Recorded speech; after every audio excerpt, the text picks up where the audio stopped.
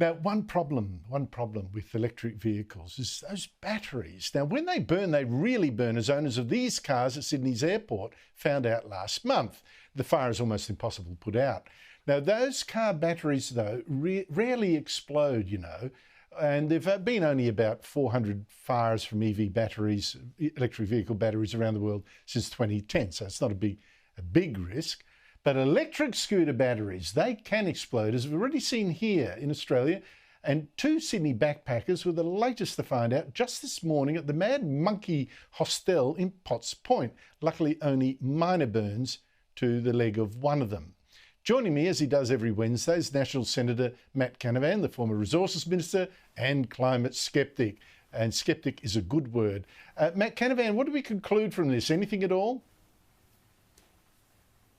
Well, look, I think the main conclusion here is, Andrew, that we're being sold a pup. We're being sold this utopian dream that we can convert our energy system to a clean, green and perfectly safe system, and there's nothing of the kind. I mean, there's always risks in any form of technology, and there are clearly risks associated with large-scale batteries. We had a large battery blow up near where I live in Rockhampton just last week, and it burned for 3 or so days. Residents had to close their windows to avoid the toxic gases that are spewed from these fires. And so there are risks involved. And on top of that, the electric vehicles were being sold that your taxpayers' dollars are going to pay for rich people to buy.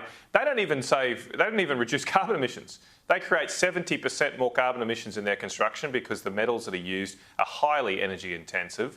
They require very large processing facilities. And the average Australian would have to drive an electric car for more than 8 years before it became carbon neutral. And by that time, you've probably got to go replace the battery anyway. And so what are we actually doing this for? Why are billions of dollars of your taxpayers' dollars going to this stuff? Mainly to benefit the elite and rich among us who the current fad is to have a preference for this.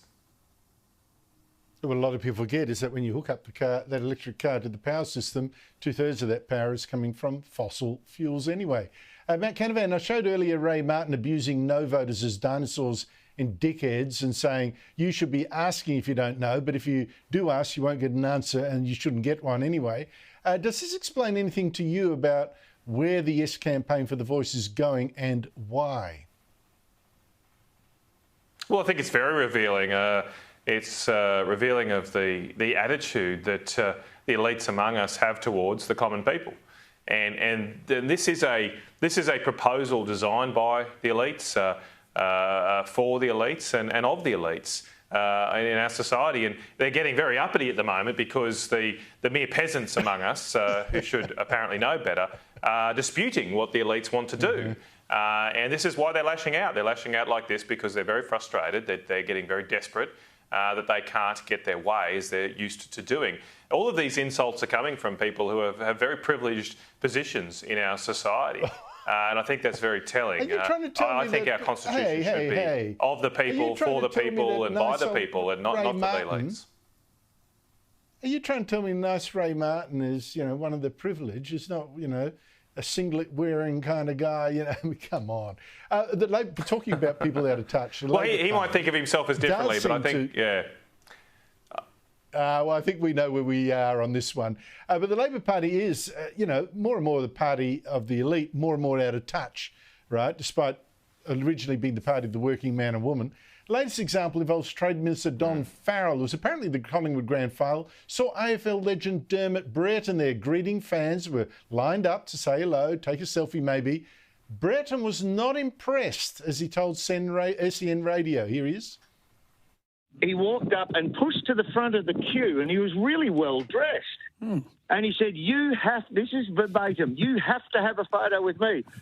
And I said, I'm sorry, sir, I don't have to have a photo with you, but I can have a photo with you if you stay in line.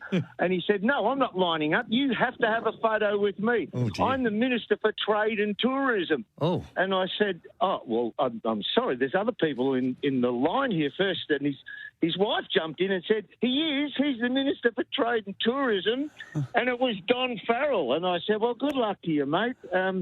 Yeah, that's not how it normally works. So he was the only pox. Matt, I found the "Do you know who I am" line to not be very effective. particularly not in Australia. Well, again, Andrew, it goes to what you were saying, what I was saying before, that the Labor Party of the past, who were for the working men and made up of working men and women, is long since gone. And I see it up close in Canberra that the Labor Party seems more comfortable hobnobbing with the elites of our corporate sector, not necessarily rich people alone, but just people who are in a privileged position in the boardrooms of our corporate industries, the large trade unions. That's the Labor Party's natural habitat now, not in the factory shop floors that they once reigned over. And it's very sad. It's sad for our country that it's gotten to this because, as I say, our governments should be in this country ones for a fair go. They should be for all of the people, for all Australians. But I think the lashing out you've seen from Labor figures and their hangers-on in recent weeks shows their frustration that their elite agenda is not being accepted by the broad Australian public. You're looking at the Chairman's Lounge Labor Party. Matt Canavan, thank you so much indeed for your time.